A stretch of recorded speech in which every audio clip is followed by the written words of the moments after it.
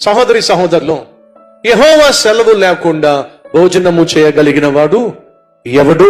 Bible ప్రశ్నిస్తూ ఉంది. దేవుని సెలవు లేకపోతే ఈరోజు మధ్యాహ్నం నువ్వు భోజనం చేయడం సాధ్యము కాదు.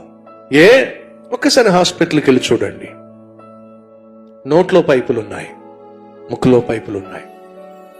ఒక్క మెతుకు దిగని వాళ్ళు ఈరోజు కోట్ల మంది ఉన్నారు.